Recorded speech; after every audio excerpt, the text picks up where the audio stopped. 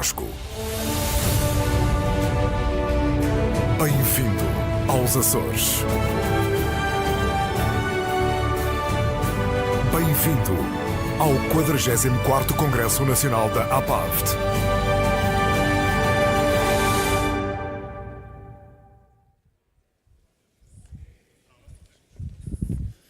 Bom dia. Bom dia.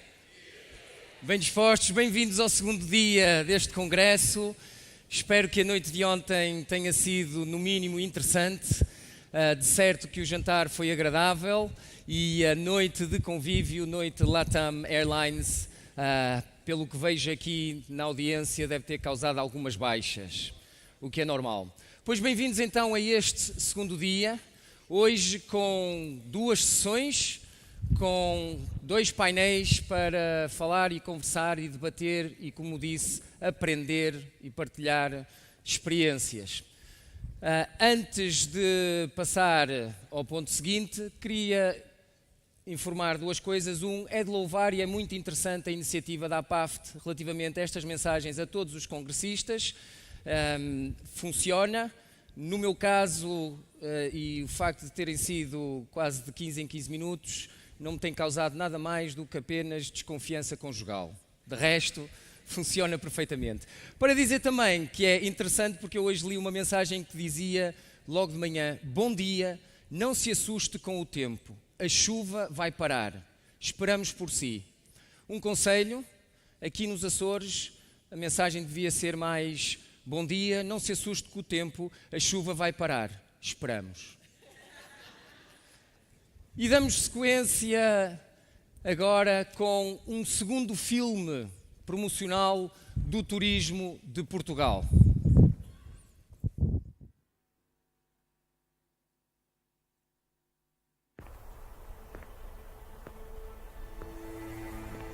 How many times have you thought about starting over, but said to yourself, well, perhaps I'm a stayer, not a goer? How many times have you grasped that it was time for change, only to stay only within range of what you know, thinking that the time to grow had passed? Then choosing your second home, choose a place of affection, where the food always brings a recollection of happy days, where the human and summer warmth harmonize, and where the sea always awaits your appreciative gaze. We may not all speak the same language, but we do all speak with the same tongue. Beauty of silence, the truth in a look, the power of an open spirit to find a unique connection beyond what we took to be a daunting venture, a risky pick. Who said an old dog couldn't learn a new trick? We have now reached the so-called third age. Wisdom, knowledge, and pleasure in the simple things should not dim our quest for adventure. It's never too late to fly the nest. Don't feel like you're past your best. Just remember that no matter how many years we are granted, and however wise, however much dust has settled in our eyes, we still don't know just what wave might be next. 2-meter roller or a 30-meter breaker. But we now know they are both a prize. Aging is the only way of living a long time. Life comes in a perfect size to ensure that we never forget the past or the dreams born in our childhood. Remember, the clock is ticking, but it does not stop. It's not a matter of happy endings, but new beginnings. It's not the time to take your bow. Past is behind, the future ahead. What we have is this great moment now. We can't skip new beginnings.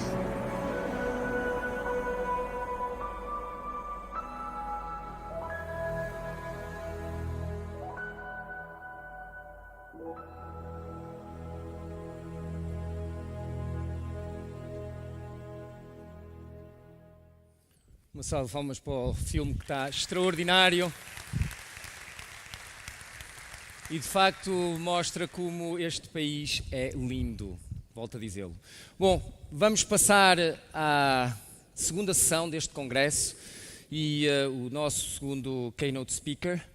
E quem vem ao palco é um senhor conhecido, a cara é bastante familiar.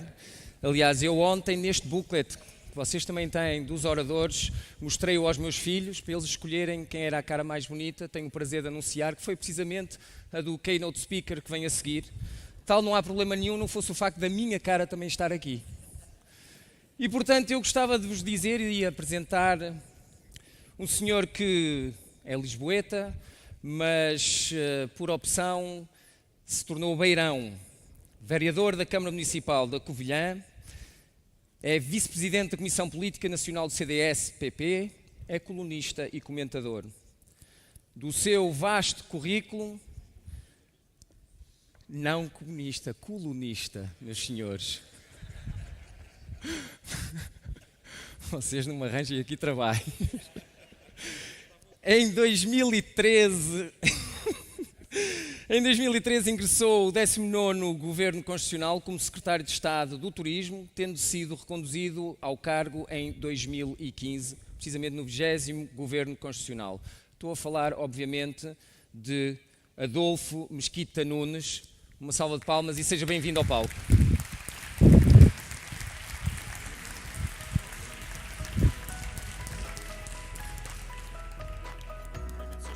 Muito obrigado, darei.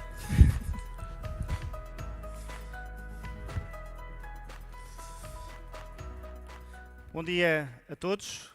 Queria fazer uma saudação muito especial a quem me escolheu como a cara mais bonita do cartaz, mas evidentemente agradecer à APAF o convite que me foi feito para estar aqui e uma saudação a todos. Alguns já não via há alguns anos. E para além de dizer que é um gosto estar aqui, dizer, e o Pedro Costa Ferreira sábio, que hesitei bastante em aceitar o convite, não por qualquer animosidade com a APAF, antes pelo contrário, ou qualquer pouca vontade de vir aos Açores, também antes pelo contrário, mas porque assumi um compromisso para mim próprio que nunca quebrei, de que não seria o ex-secretário de Estado que passa a vida a comentar a atuação do Governo em matéria de turismo nos anos que se seguem, estilo aqueles velhos dos marretas que estão num camarote de lado a comentar tudo o que de mal é feito. E, portanto, a possibilidade de quebrar esse compromisso fez-me hesitar neste aceitar o convite. Mas depois achei que o setor tem falado bastante sobre o título é Turismo em Portugal, os estrangulamentos, as dificuldades e os desafios. Tem falado muito destas matérias e muitas delas têm a ver com a atuação do Governo e com a atuação de políticas públicas, mas há algumas matérias que não têm sido tão faladas e que não têm que ver com a atuação do Governo, e então que talvez fizesse sentido trazer a uma reflexão no momento em que o setor está, parece-me um bocadinho, a dizer parámos de crescer e agora o que é que nos vai acontecer. E aceitei por isso o convite, sem quebrar este compromisso, de partilhar convosco algumas destas minhas ideias sobre o futuro do setor, e claro que elas são ideias políticas, como não pode deixar de ser, elas indiciam um programa político que é o meu e que de facto não é comunista, antes pelo contrário. Embora a vida dê muitas voltas, mas eu acho que era capaz de jurar que não vai suceder. Mas, então, talvez o primeiro desafio de que gostava de vos falar, o primeiro estrangulamento, se quiserem, o primeiro constrangimento, eu acho que é o conhecimento. Porque depois de anos de franco crescimento, o setor começa a falar, começa a repetir a palavra estrangulamento, dificuldades, e eles existem, mas na hora de os identificar, que indicador é que vamos escolher para corporizar, para testemunhar este estrangulamento? E talvez fosse bom começar por aí, porque parece-me que o setor do turismo não tem informação suficiente para poder fazer uma análise sobre se estamos ou não estamos em fim de ciclo, sobre quais é que são as nossas dinâmicas e quais é que são os nossos altos e quais é que são os nossos baixos. Nós não sabemos quase nada dos suecos ou dos americanos ou dos holandeses que nos visitam. Sabemos, aliás, muito pouco. Sabemos quantos são, se ficarem na hotelaria, não sabemos ao certo quantos são, se ficarem no alojamento local, apesar de já haver algum avanço nas estatísticas dessa matéria. E, portanto, quando nós começamos a olhar para os indicadores que temos, com subidas muito consideráveis de receitas, e elas crescem bastante, talvez encontremos explicação aí para esta diferença entre o aumento de receitas e a certa estagnação nas dormidas. Porque, provavelmente, o aumento de receitas vem do aumento do número de turistas que estagnou na hotelaria, mas explodiu noutras fórmulas de alojamento. Ou então, de facto, estagnámos no número de turistas, mas estamos a ganhar muito mais por cada turista que temos. E, portanto, se não sabemos quase nada, nós não podemos fazer uma avaliação precisa e muito menos podemos falar de fim de ciclo. E eu repeti muitas vezes que o conhecimento, os dados, são o petróleo do turismo. E sem eles, sem dados de qualidade, vamos andar perdidos e não vamos conseguir interpretar a realidade. Quando eu estive secretário de Estado do Turismo, tive de apresentar um documento que teria que substituir o PENTE, porque o PENTE acabava a validade, e eu deixei-o pronto e pré-aprovado em Conselho de Ministros e só não o aprovámos de forma definitiva, porque vinham eleições e eu achei que era legítimo que o governo seguinte, fosse quem fosse, quisesse ter o seu próprio documento, como aliás veio a acontecer. Esse documento chamava-se Turismo de 2020, 5 princípios para uma ambição, e um dos 5 princípios era precisamente o conhecimento. E estabelecia várias políticas, entre elas a criação de uma unidade de Business Intelligence no turismo de Portugal, e com várias linhas de atuação neste sentido, porque, e agora gostava de vos exemplificar, nós não sabemos quase nada. Por exemplo, se estamos estagnados do ponto de vista das dormidas, ou do ponto de vista do número de hóspedes, em todas as gerações etárias, em todos os segmentos de turismo, em todos os produtos, e para onde é que estão a ir as pessoas que nós estamos a não conseguir ganhar? Estamos a perder turistas, se quisermos, para quem? E em que gerações? Ou estamos a fazer ao contrário, estamos a perder turistas que gastavam menos e a substituí-los por turistas que gastam muito mais?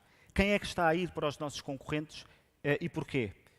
E, portanto, eu acho que nós podemos dar todas as nossas opiniões, eu vou dar algumas, mas vamos todos andar no achismo. E, portanto, o primeiro obstáculo ao crescimento, o primeiro desafio, o primeiro estrangulamento é este, falta de conhecimento.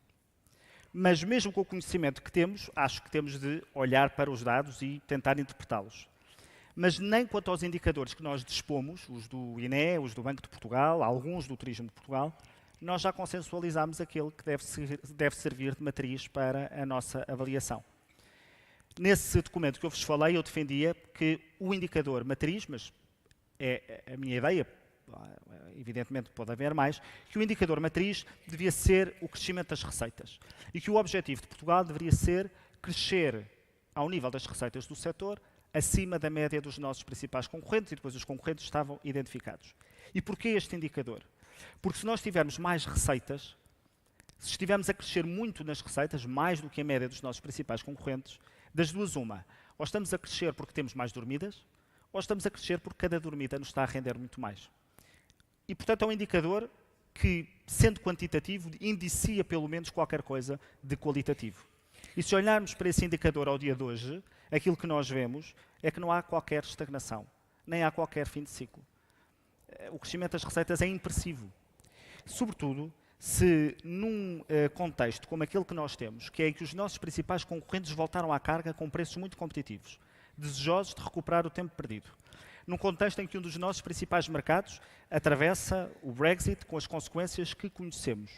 O facto de nós estarmos a manter indicadores de turistas e dormidas e estarmos a subir consideravelmente em matéria de receitas quer dizer o quê? Eu sei que se tem falado de fim de ciclo, mas eu tenho dúvidas de que estejamos num fim de ciclo quando, com os nossos concorrentes a fazer preços proibitivos e com o nosso principal mercado emissor com um problema bastante considerável em mãos, os nossos indicadores de receita são aqueles que são. E, portanto, não sou pessimista, antes pelo contrário, acho que há várias condições para continuarmos a posicionar-nos neste indicador, mas claro que há muita coisa a fazer.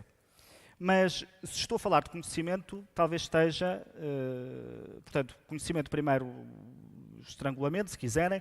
O segundo, o facto do setor ainda não ter consensualizado qual é que é o critério pelo qual avalia. Portanto, às segundas, terças e quartas, dizemos que queremos turistas que gastem mais dinheiro. Às quartas, quintas e sextas, ou às quintas, sextas e sábados, estamos a dizer, bom, subiram as receitas, mas o número de turistas não aumenta. E, portanto, andamos constantemente a trocar de indicadores. Portanto, seria o segundo obstáculo a que possamos ter políticas públicas para tentar resolver um problema ou tentar ter os desafios do setor. E o terceiro tem a ver com a questão do conhecimento, mas do lado oposto. É porque eu tenho estado a falar de conhecimento presumindo que as decisões políticas, que as decisões públicas são decididas com base em dados, com base em conhecimento, com base naquilo que o setor privado nos pede, com base naquilo que é a realidade. E isso tem sido a realidade em Portugal. Isto é, mais para a esquerda, mais para a direita, com visões aqui, com visões ali, os governos têm conseguido consensualizar e tentar ter uma política constante para o setor do turismo. E o setor tem beneficiado disso mesmo. E tem-no feito procurando olhar para a realidade com dados objetivos e decidindo a partir dela. Eu acho que isso está a mudar. Não com este governo, atenção, está a mudar porque na Europa um quadrante político cada vez mais influente escolheu o turismo como a encarnação matemática do capitalismo selvagem. Não é só cá em Portugal, aliás, o pior ainda nem sequer chegou a Portugal, mas em Espanha, França, Holanda, Alemanha e Itália, os setores anticapitalistas, alguns deles em governos, municipais e autonómicos, olham para o turismo como o símbolo da globalização, do capitalismo, o sinónimo da gentrificação, do emprego de baixas qualificações. E não há dúvida de que o turismo é um exemplo de capitalismo. Isso eu não tenho dúvidas. Porque graças à economia global, o turismo cresce como nunca cresceu e há cada vez mais gente que antes não podia viajar e passa hoje a poder viajar. O turismo deixou de ser um fenómeno de elites e passou a ser um fenómeno de massas, porque há menos gente pobre no mundo e isso tem que ver com a economia global. E não é por isso de estranhar que aqueles que olham para o capitalismo ou para a economia de mercado com nojo, que olham para a liberdade de circulação com desconfiança, para a liberdade empresarial com alguma desconfiança, que olhem para o turismo com nojo.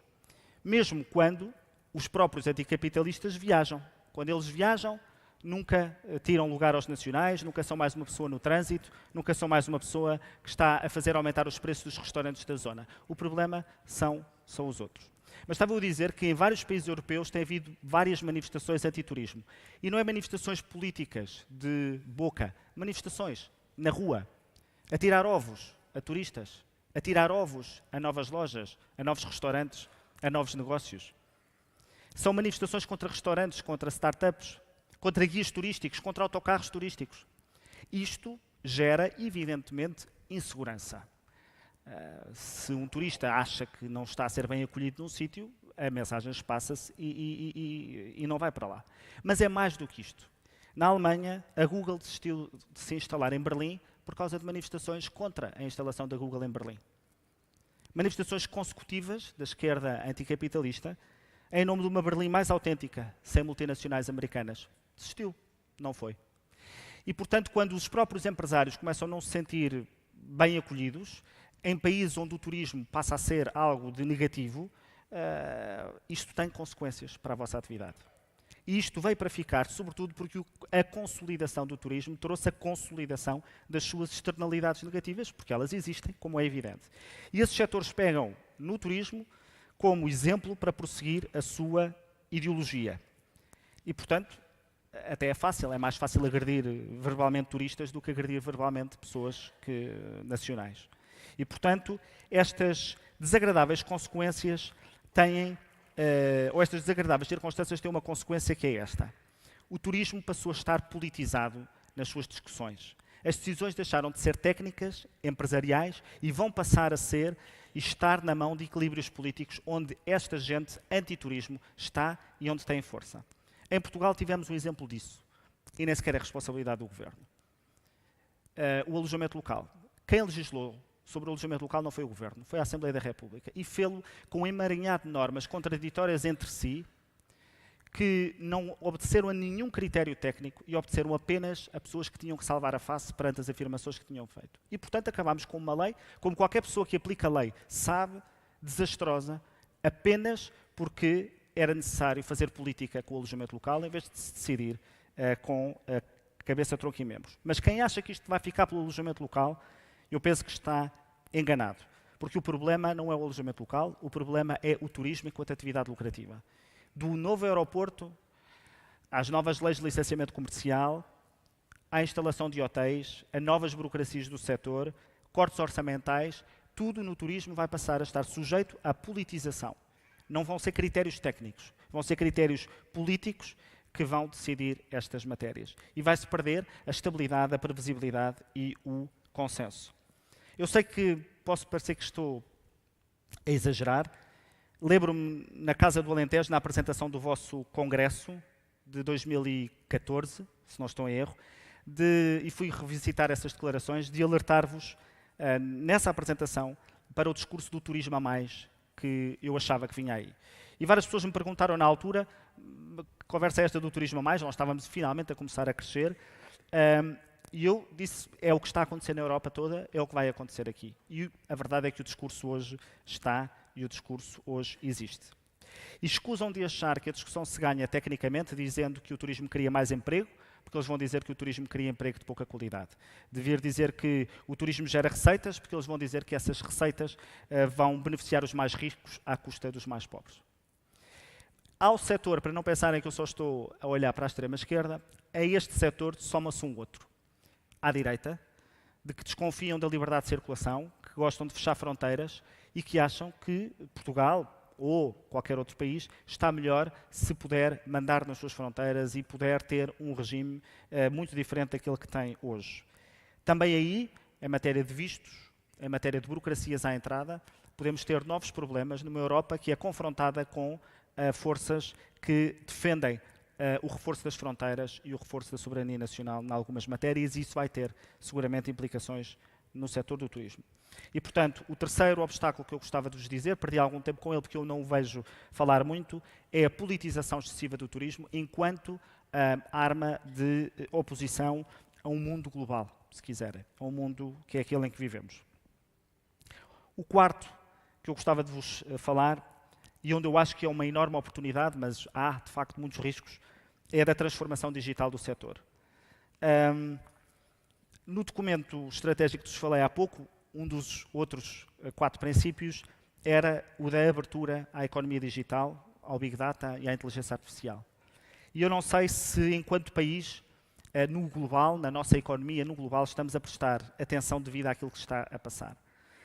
Há poucos anos, há cerca de 7 ou 8 anos, estar na economia nova, se quiserem, era estar nos computadores, era estar na internet. 7 anos envolvidos, 8 anos envolvidos, a situação é hoje muito diferente. O iPhone nasceu em 2007, portanto há muito pouco tempo. E desde que o iPhone nasceu, o mundo mudou. Passámos do web para o mobile. Isto só para dizer que a velocidade é de tal ordem que quem fez milhares de investimentos para estar atualizado em 2003, 2004, se não estiver a fazer os mesmos investimentos agora, estará provavelmente em riscos de ficar bastante desatualizado. Um estudo da eMarketer previa que até 2021 as vendas de bilhetes aéreas, cerca de mais de 50% dessas transações já vão ser feitas em dispositivos móveis. Só para dar uma ideia de que hoje o mobile é a realidade. E esta velocidade passa-se também no marketing digital, por exemplo.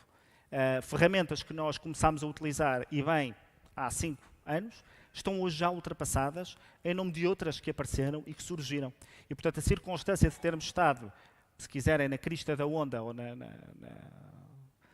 dianteira dessa revolução, não significa que vamos continuar nessa dianteira se não fizermos nada. E, portanto, não é só velocidade de plataformas que está a acontecer, portanto, passarmos do web para o mobile e do mobile para outra coisa qualquer que há de aparecer, mas é também velocidade na forma como tudo isto está a transformar a organização dos gestores de destinos, a organização das empresas, a organização do setor, ou como pode transformar isso. O Fórum Económico Mundial dizia que a transformação digital dos negócios da indústria do turismo vai gerar 300 bilhões de dólares de aumentos de rentabilidade. Mas isto é só para aqueles que puderem fazer este investimento. E para além desta velocidade, a velocidade desta transformação nas empresas, há também na criatividade. Porque no mundo global, em que qualquer pessoa pode ter uma ideia perdida nos confins da Manchúria e colocá-la online no dia seguinte, novas ideias todos os dias nos desafiam e novas ideias melhores do que as nossas aparecem todos os dias. E, portanto, há 3 velocidades aqui, que são velocidades que nos obrigam a ter capacidade de reação. Eu gostava, talvez, de concretizar isto em algumas realidades. A primeira, os dados, para linkar com o primeiro desafio que vos falei do conhecimento.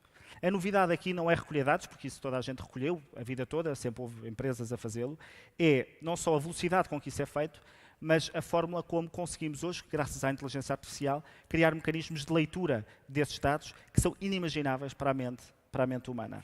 E quando nós sabemos tudo de um cliente, podemos, evidentemente, prestar-lhe um bom serviço.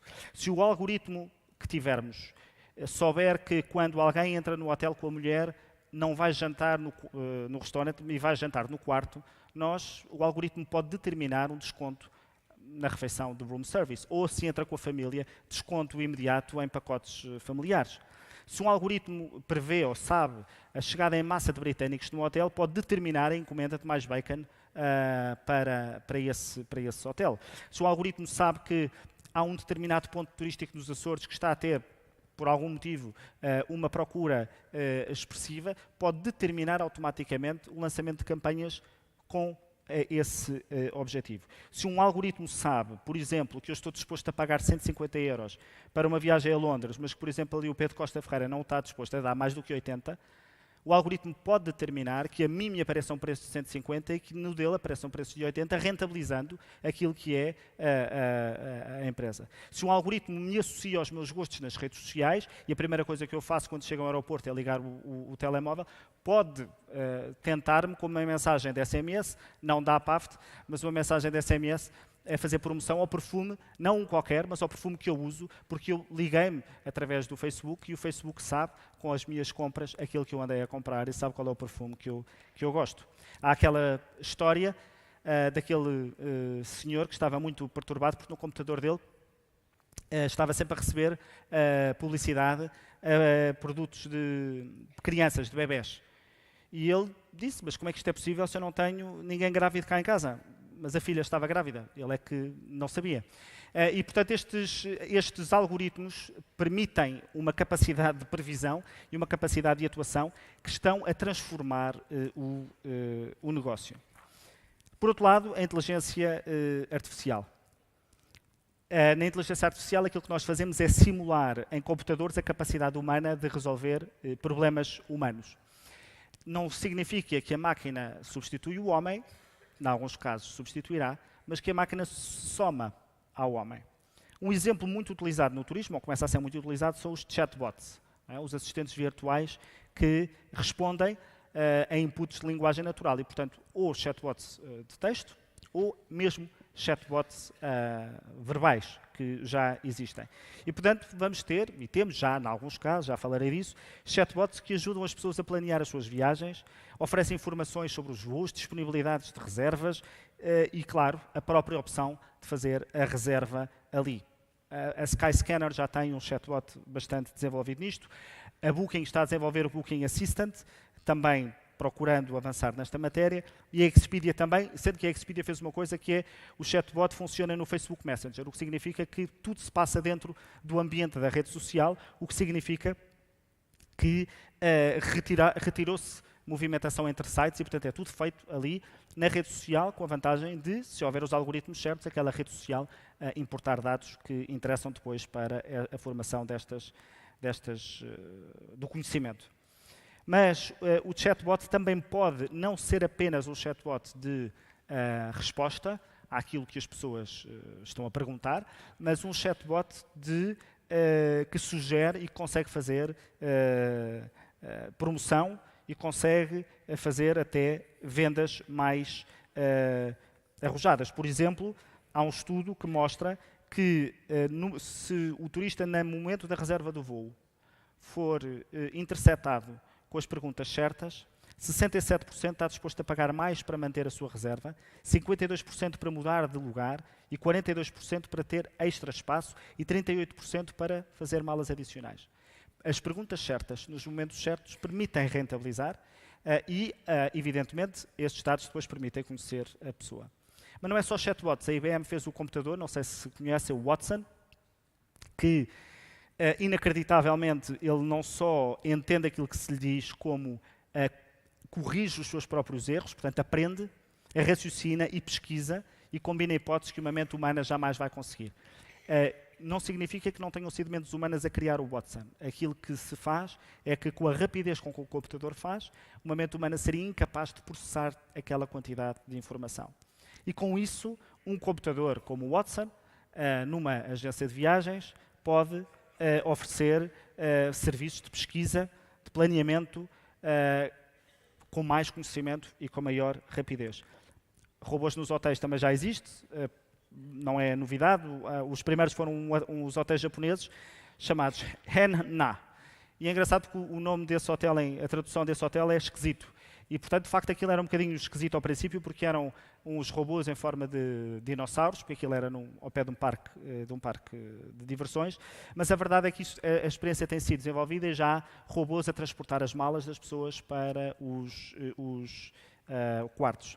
A KPLM também criou o Spencer no aeroporto de Amsterdão para ajudar a acompanhar alguns passageiros com dificuldades de encontrar a sua porta de embarque. E quando eu falo disto, muita gente diz, ele está a falar de máquinas, o turismo são pessoas. E isso é verdade. Mas as máquinas libertam as pessoas para aquilo que é verdadeiramente essencial no turismo, que é acolher, receber, contactar e interagir, e liberta os robôs ou as máquinas, os computadores, para funções que são absolutamente burocráticas e dispensam contacto humano. Uma delas, não sei se há aqui alguém na sala, mas uma delas são os recepcionistas. A recepção do hotel é, de facto, algo de obsoleto no momento em que já entramos nos aeroportos com o nosso QR Code e entramos e o check-in ainda é uma operação obsoleta. Se recepcionista é uma profissão obsoleta, acolher turistas não o é. E, portanto, libertamos essas pessoas para poderem fazer acolhimento. Mas dentro da inteligência artificial há mais alguns exemplos que são assustadores, mas que dizem qualquer coisa sobre o caminho para onde vamos. Se o hotel tiver sensores no quarto de movimento, saberá a que horas a pessoa se levantou. O que significa que pode oferecer o pequeno almoço, mas, sobretudo, mais importante, que é o meu caso, porque me esqueço sempre de pôr a coisinha do não incomodar na porta, evita que as pessoas às 9 da manhã já estejam a bater à porta a dizer limpeza, porque não há ainda sensor de movimento no quarto. E, portanto, aquilo que está a passar-se com estas novas tecnologias já não é tanto se vamos estar todos conectados com Wi-Fi, porque isso vamos ter, é o que é que fazemos com os dados que o Wi-Fi permite. E sobre o Wi-Fi, há um estudo nos Estados Unidos que eu acho muito curioso. Perguntaram às pessoas se fossem estar no fim de semana num hotel, preferiam ficar esse fim de semana sem Wi-Fi ou preferiam ficar esse fim de semana sem ter relações sexuais. E a maioria das pessoas disse que preferia ficar sem ter relações sexuais a ficar sem Wi-Fi. Não sei o que é que isso diz sobre a vida sexual dessas pessoas, mas diz claramente sobre a importância que hoje damos ao Wi-Fi. Porque depois o Wi-Fi permite a internet das coisas, que é a conexão de vários objetos, vários equipamentos e prestar serviço às pessoas. Mas há também os carros sem condutor, como vai haver os aviões sem piloto. Aliás, Tóquio, que vai ter as Olimpíadas em 2020, já tem táxis sem condutor em fase de teste e quer ter nas Olimpíadas de 2020 os táxis sem condutor a funcionar, da mesma maneira que já há estudos. Como sabem, os acidentes automóveis são são dos maiores contribuintes de órgãos para a medicina e também já há estudos sobre o que é que vamos fazer com menos acidentes por causa dos carros sem condutor, menos órgãos disponíveis para a medicina, portanto é preciso intensificar os esforços na criação dos órgãos artificiais. Outro exemplo e desculpem se perco algum tempo com isto, para já entusiasmo, mas é porque eu acho que vejo este tema pouco falado. O caso é o das moedas virtuais, a Bitcoin anda muito falada aí. Eu não sei se a Bitcoin vai durar ou não, mas a tecnologia da Bitcoin, a blockchain, essa sim vai durar. E apesar de ser uma aposta que ainda é arriscada, porque ela não é ainda regulada, embora não seja ilegal, ela veio para ficar. A previsão é de que ela veio para ficar. E significa que, por exemplo, as agências de viagens vão passar a tratar, ou vão poder passar a tratar diretamente com os seus fornecedores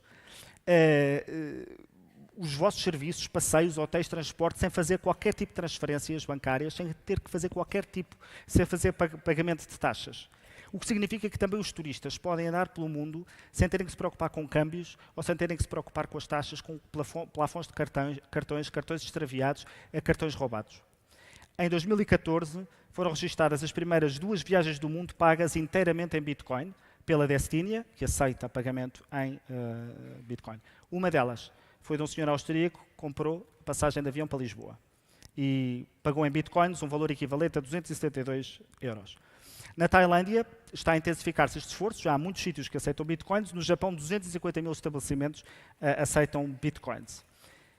E isto é de tal forma que este ano, na Fitur, houve um painel só dedicado ao blockchain e àquilo que vai interferir no turismo. Mas não é só no modelo de negócio, porque se houver moedas virtuais, a criatividade não tem limites. Podemos passar a ter moedas verdes ou moedas de responsabilidade social que dê moedas aos turistas que optem por determinado tipo de transportes mais saudáveis ou que participem em determinado tipo de atividades. Outro exemplo, para não me alongar muito mais, a realidade virtual, que começou por ser uma coisa dos videojogos e hoje produz um ambiente de simulação que vai permitir às agências de viagens colocar as pessoas a experimentar o hotel e a experimentar o destino, ainda antes mesmo da pessoa sequer ter saído da instalação ou ter saído da loja. Todas estas realidades, e este era o desafio que eu queria falar, portanto, da transformação digital, são para mim o maior desafio, o maior obstáculo e o maior constrangimento ao crescimento do setor.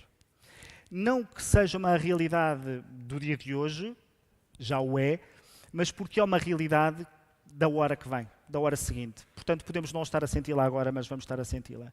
E vamos estar a sentir porque os nossos concorrentes vão gerir melhor, vão conhecer melhor a procura, vão conseguir direcionar muito melhor a sua oferta do que nós.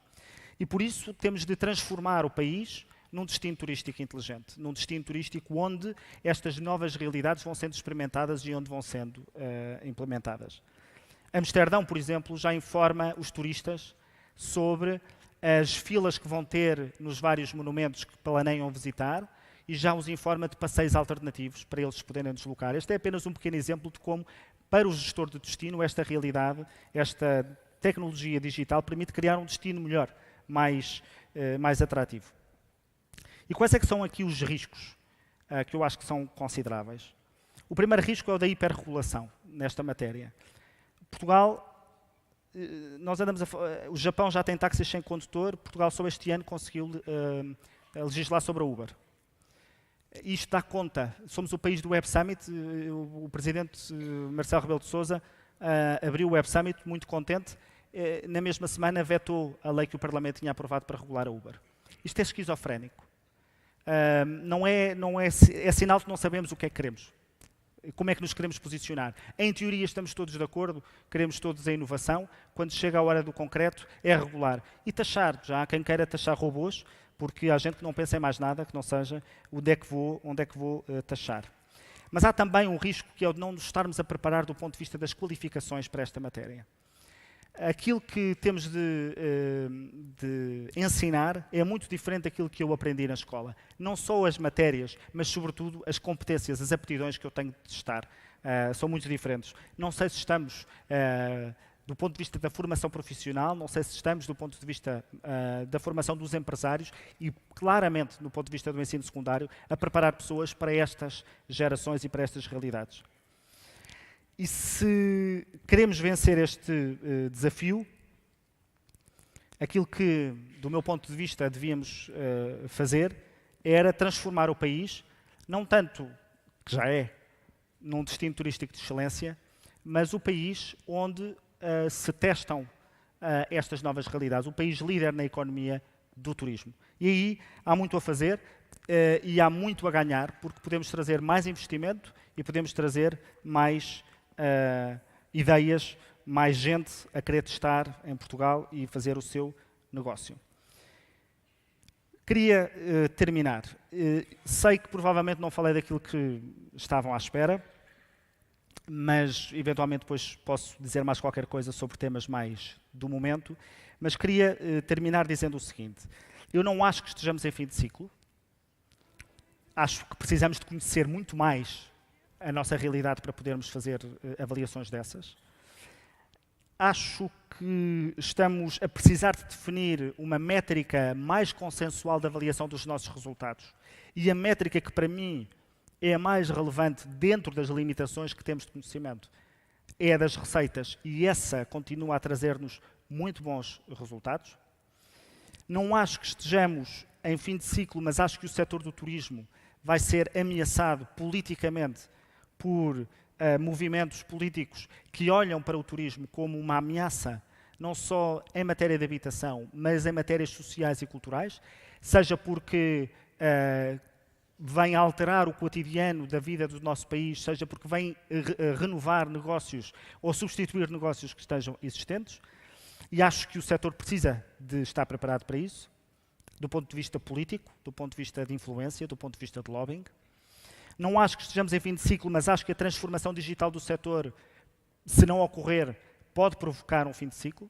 O nosso país vizinho está a desenvolver os destinos turísticos inteligentes, aliás, foi pioneiro no conceito, e, portanto, acho que podemos correr o risco de não estar a fazer essa transformação de forma suficientemente veloz.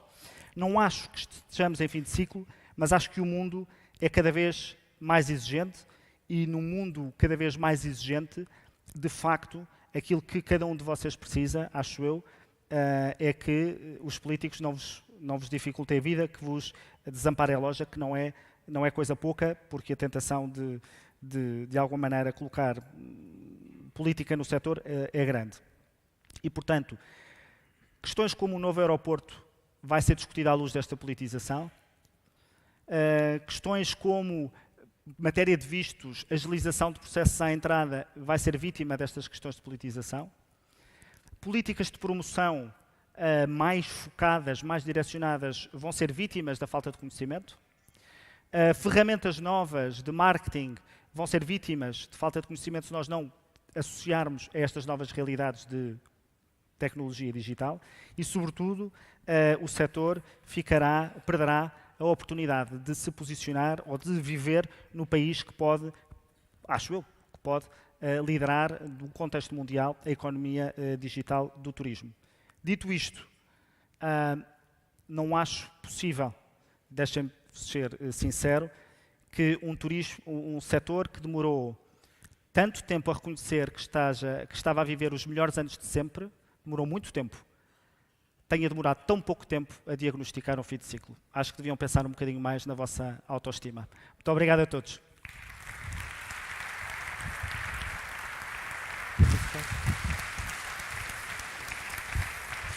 Muito obrigado. Obrigado.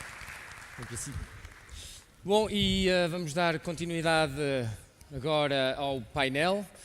Muito interessante, precisamente, toda a temática que abordou. Eu, pelo menos, aprendi muito e quero-lhe agradecer aqui, num à parte, essa sondagem em que dizia que as pessoas preferem, na escolha do Wi-Fi e das relações, porque eu vou de férias para a semana com a minha esposa e a minha mulher, o telefone vai cair à água sem querer. Só assim, por acidente. Bom, estou a brincar, só para aliviar um bocadinho a carga, mas eu chamava precisamente ao palco o moderador deste próximo painel. Senhores e senhoras, este senhor, como vai, Duarte Correia, é CEO da World to Meet.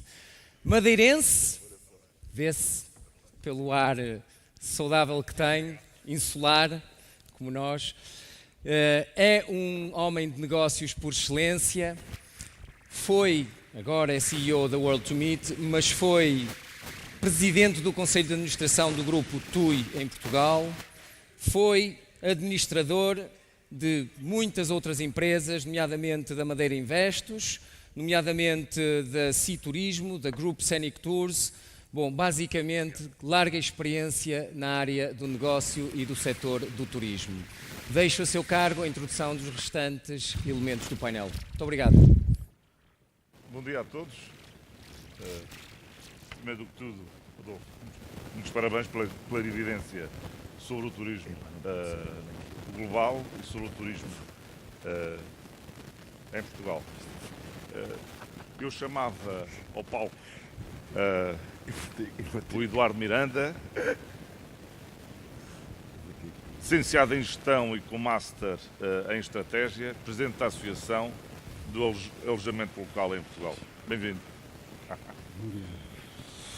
O João Paiva Mendes, licenciado em Gestão e líder de um projeto turístico denominado Golcar Tours, os infames carrinhos amarelos de Lisboa. Bem-vindo. Força. Essa cadeira era minha. Qual era? Era. É porque não tem costas.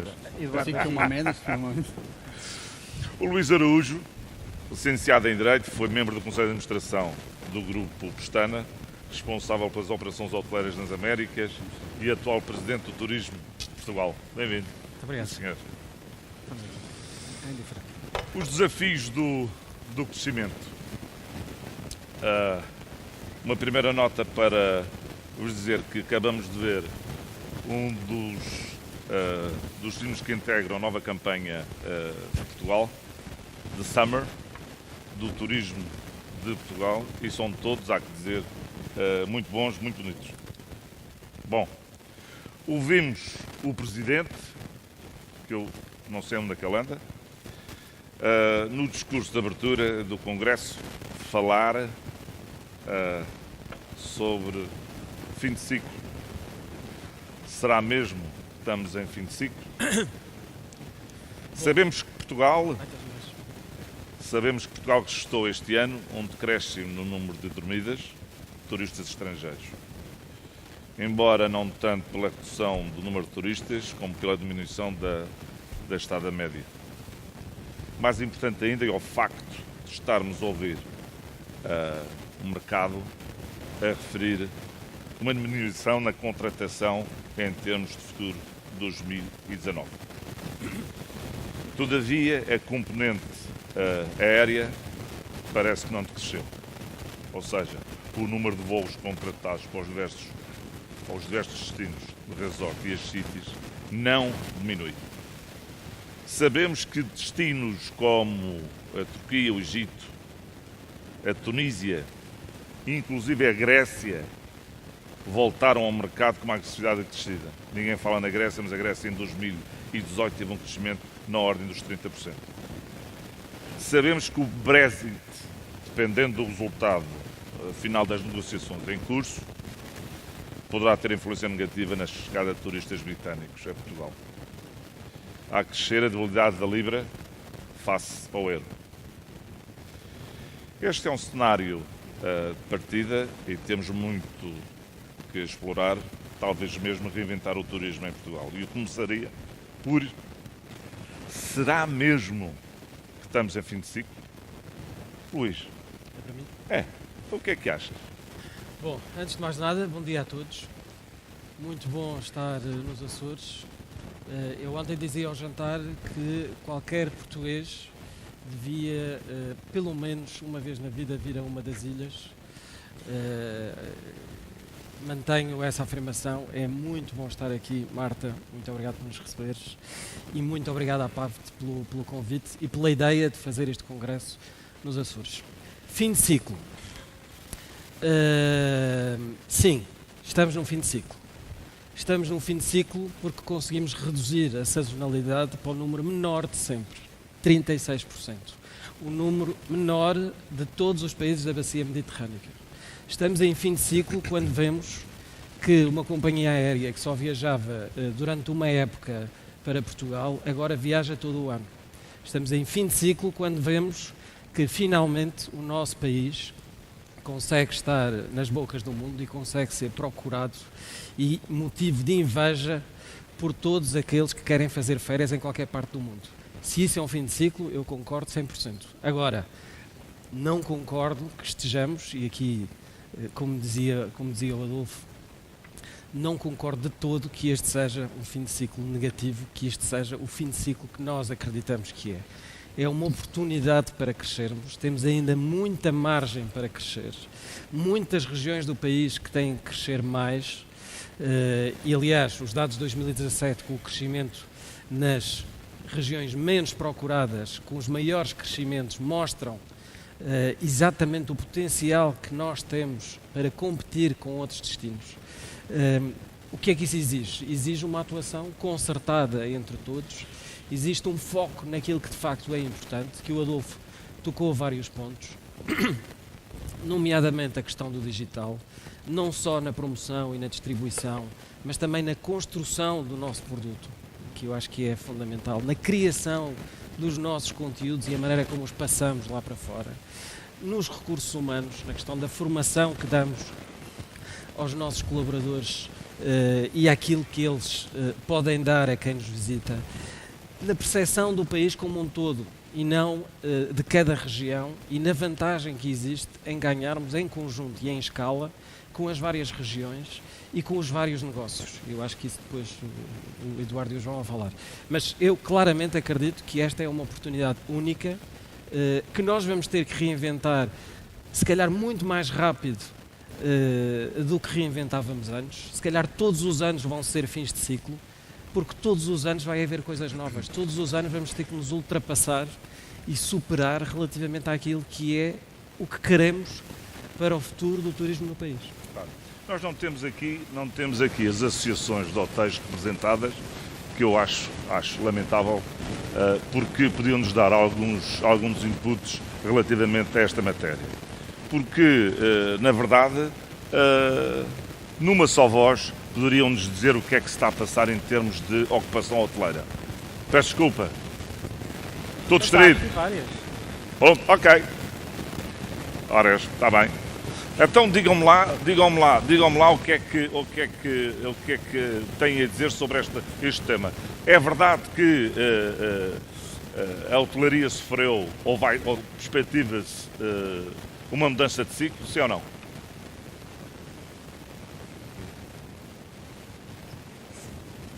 Bom dia a todos.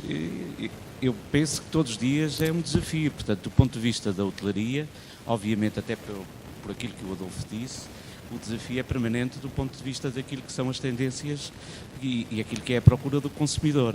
Agora, obviamente que essa adaptação e esse trabalho tem que ser feito. E não tenho dúvida nenhuma que a hotelaria está muito atenta e basta ver qual tem sido o processo de crescimento e de adaptação dessa mesma hotelaria, não tenho dúvida nenhuma. Agora, do ponto de vista de que é um ciclo, todos os dias é uma reinvenção do nosso negócio, não tenho dúvida sobre isso. Okay. Isto porque, em conversas com alguns hoteleiros, basicamente, da região do Algarve e da Madeira, nota-se algum nervosismo quanto ao futuro. Eu perguntava ao João Fernandes, o que é que se perspectiva em termos de ocupação para o próximo ano, ou o número de chegadas de turistas do próximo ano para o Algarve? É verdadeiro que estamos em fim de ciclo? Bom dia a todos, cumprimentar o painel, felicitar também a PAFT pela realização deste interessante congresso. A questão do fim de ciclo, eu gostava só de referir aqui alguns fatores que afetaram aquela que é a principal região de turismo durante o ano corrente e compará-la com resultados para ver se realmente estamos num fim de ciclo. Portanto, nós, como é sabido, estamos num processo, o nosso principal mercado está a ser afetado pelo processo que é o Brexit, que teve já impacto, inclusive, no poder de compra dos britânicos, pela perda de valor da libra face ao euro. Tivemos a falência da Monarch, que nos ligava a Londres, da Air Berlin, da Niki. Tivemos a reemergência da Turquia, Tunísia e Egito. Tivemos até o anticiclone dos Açores, que nos brindou com mau tempo durante 6 meses e bom tempo aos nossos mercados emissores. Tivemos um campeonato do mundo que envolvia a Inglaterra e a Alemanha e que dita sempre algum desvio da procura. Tivemos um grande incêndio durante o período de maior procura na região e dados acumulados do INE são de que até setembro crescemos 4,1% em proveitos. Portanto, estamos a crescer em valor E, do ponto de vista das dormidas nos estabelecimentos hoteleiros, estamos a decrescer 1,8% em relação ao ano de maior procura de sempre, que foi o ano de 2017. Portanto, eu tendo a concordar que este não é um ciclo, é um ciclo que se inicia de um potencial interessante. Só complementar, o aeroporto de Faro cresce inverno 2018 com inverno 2017 30%. Em termos de capacidade aérea e de número de lugares disponíveis. Portanto, é sempre possível ver os ciclos pela positiva e pela negativa. Eu acho que cabe-nos a nós, como dizia o Adolfo, puxar pela autoestima e perceber se há uma oportunidade aqui de fazer qualquer coisa neste crescimento também. Porque há aqui uma questão... Um dado também já agora em reforço do que o Luís acabou de dizer. Se calhar a maioria das pessoas não sabe que em outubro deste ano o número de passageiros, do tráfego de passageiros no aeroporto de Faro, foi superior a agosto de 2015. Portanto, estamos, como aqui foi dito, a reduzir o índice de sazonalidade, que é um trajeto importantíssimo. Portanto, há outras formas de crescer, fora da época alta, também combatendo a litoralização, e por isso estamos a diversificar a oferta e ela está a produzir o seu resultado. O ano passado, 70% do aumento de dormidas aconteceu fora da época alta, no Algarve. Isto significa que, a crescer o número de passageiros e a hotelaria não ter tanto impacto, talvez temos aqui uma vertente que seja, de eventualidade, importante abordar. O alojamento local, será que é um monstro ou veio ajudar o turismo em Portugal? O que é que achas? Fala-me um bocadinho sobre o alojamento local. Gostei da forma imparcial como colocou o monstro aqui. Eu e o João temos o problema já das fotos aqui, que temos publicidade enganosa, mas pronto. Primeiro, a questão do ciclo. Eu acho que nós estamos a ver isso pela perspectiva errada. Nós estamos a analisar uma indústria que está a mudar radicalmente no seu paradigma com indicadores antigos, ou seja, com indicadores que não acompanharam as mudanças. Eu diria que é um novo ciclo, da indústria do turismo. Está acontecendo muitas mudanças na última década e é um novo ciclo para Portugal. Quando nós somos o primeiro destino do mundo, quando temos em vários prêmios, em vários segmentos, isso nos coloca uma expectativa do outro mundo. Quando eu vejo uma publicidade daquela, onde eu fico arrepiado de ver determinadas... eu fico duplamente arrepiado, porque depois nós temos que entregar o produto. E o produto hoje já não tem a ver com alguns indicadores que coloco, tem a ver com um sonho. Eu estou a vender aqui uma expectativa de vir para cá, uma experiência completa para cá, que quando esse cliente vem, e hoje vem a contar com o melhor destino do mundo, tem um nível de expectativa que talvez nós, indústria, ainda não estamos preparados para oferecer. Primeiro porque nós não trabalhamos de uma forma integrada ainda na oferta de produtos. Nós, setor privado, acima de tudo, setor privado. E é importante entender algumas dessas mudanças, acho que de paradigma que estão acontecendo, porque elas influenciam, por exemplo, as agências de viagem. Nós estamos a olhar aqui sempre pela lógica de alguns números que dizem pouco. Os números básicos que nós temos servem muito pouco hoje para analisar. E eu falo alojamento local com alguma meia-culpa, porque parte dos dados que estão em falta aqui é para esse fenômeno novo que aconteceu. Para ter uma ideia, deve haver um buraco mais ou menos. E não estamos a falar de ilegalidade, estamos a falar de 100% legais. De qualquer coisa como 8 milhões de hóspedes, 22 milhões de dormidas que não são contabilizadas.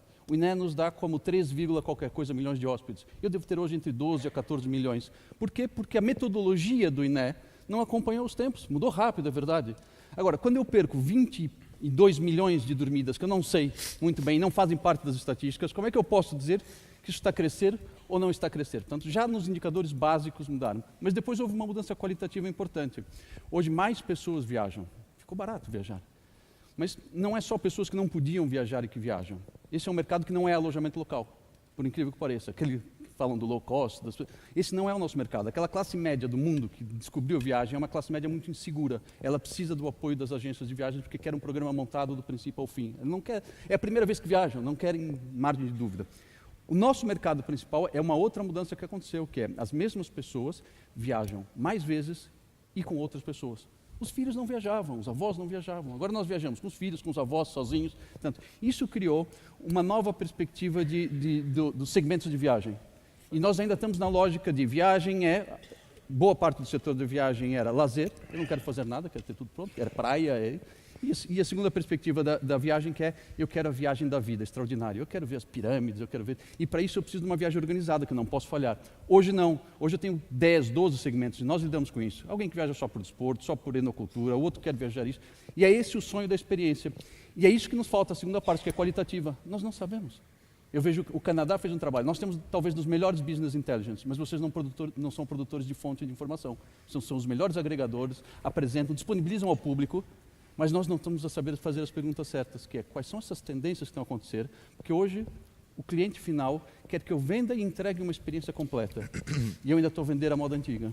Agora, mas, o que significa que, pela tua perspectiva, o fim de ciclo,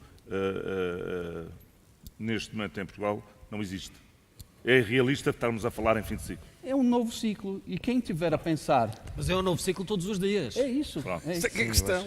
E quem tiver a pensar em fim de ciclo vai morrer. Pronto. Agora, fazendo um interface com as receitas. Fim de ciclo. Vocês estão representados nas cities Lisboa e Porto, porque os destinos de resort estamos a falar de outra questão. Podemos falar e abordar isto mais tarde. Agora, em termos de receitas, as receitas não diminuíram de 17 para 18 e perspectiva-se para 2019 o quê? Bem, antes de mais, obrigado pelo convite. Eu queria só, antes de falar, pedir desculpa a toda a gente pela minha foto. Isto foi uma selfie tirada em São Francisco. Sabemos que foi uma selfie. Estive a viver lá durante 2 meses por causa de um projeto nosso da Boost e eu era o terceiro e-mail a pedirem uma foto. Eu levantei-me, tirei e nunca pensei chegar aqui com cartazes e já recebi fotos de amigos meus a dizer os 12 pedófilos mais procurados em Portugal. E portanto, vocês não deveriam poder ou ter que ver aquela foto. Continuando, a Boost é um projeto de animação turística. Nós operamos em Portugal, fisicamente, e em Espanha, nomeadamente em Lisboa, Porto, Madrid, e tecnologicamente, em termos do nosso know-how, nós operamos em Miami, San Diego, São Francisco. Temos mais de 15 marcas de animação turística em Portugal. Quanto às receitas, não. Eu acho que é interessante, porque eu montei a nossa empresa quando eu tinha 25 anos e 80% dos meus amigos qualificados saíram para fora à procura de melhores oportunidades. E foi altamente violento para um país que não é por natureza rico passar por uma troika e por um processo de intervenção externa ao nível económico. E o que nós vivemos nos últimos 3 ou 4 anos é que é normal, ou seja, eu não considero que seja um fim de ciclo. Eu vi tanto projeto a crescer de forma tão desorganizada que simplesmente pela massificação e pela quantidade de pessoas que havia cresciam. O que nós provavelmente chegámos é a taxas de crescimento que não vão ser na ordem de 2 dígitos, mas que nunca iriam ser. E portanto eu acho que há N oportunidades de, pelo oxigênio que todos ganhámos fruto dos últimos 2 ou 3 anos, reorganizar, tornarmos mais competitivos, para depois podermos voltar a crescer, mas de uma forma mais sustentada. Um pormenor só em relação ao que o Adolfo estava a dizer das tecnologias de informação. Obviamente, pela posição que vocês têm, vêm sempre muito acima. Nós, em termos de agências de viagem, com quem trabalhamos, nomeadamente no mercado de incentivos,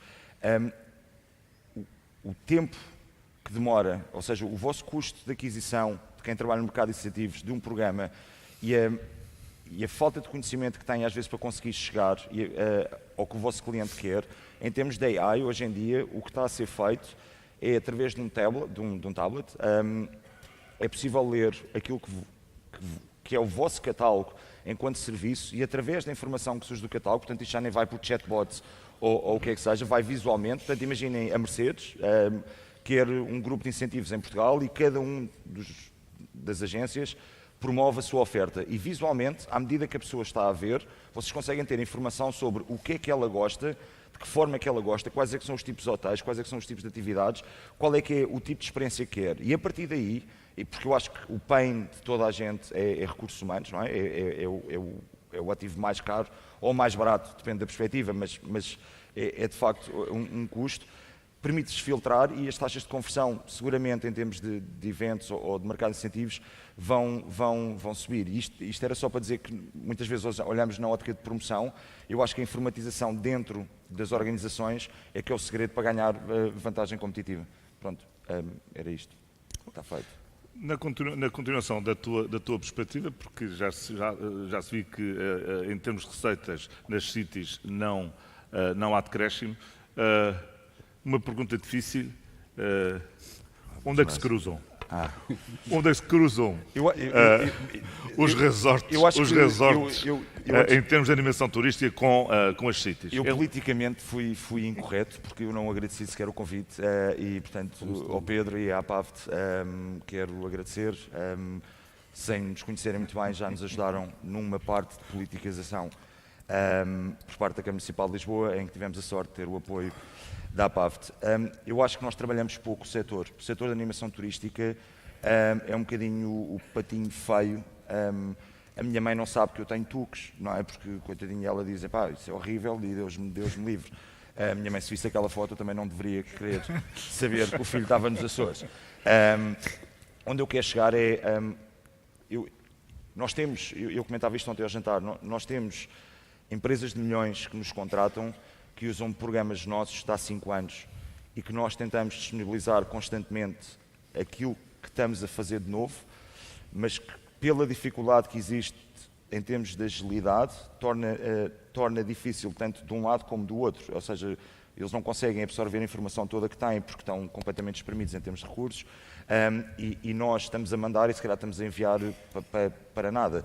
E acho que o caminho passa por uma proximidade, seja a nível comercial, seja a nível de integração vertical de sistemas. Se for possível a qualquer agência ler exatamente o que é que a Boost, neste caso, tem disponível e segmentado, ter acesso a qual é que é o nosso preço interno para um cliente nacional corporate, um cliente internacional ou um cliente internacional corporate, conseguem perceber melhor com que margens é que podem trabalhar, que tipo de markups, em vez de ser constantemente quase chapa 5, e atenção, eu quero que se perceba que não é mal intencionado, mas eu vou pôr um markup de 25, isto tem que ir mais ou menos a 12, 13% bruto, que é para eu fechar com uma margem EBITDA de 6, 7 e está tudo bem. Há uma expressão em gestão que diz que qualquer empresa com uma margem abaixo de 10% está em life support. Portanto, não é sistema e alguma coisa tem que mudar.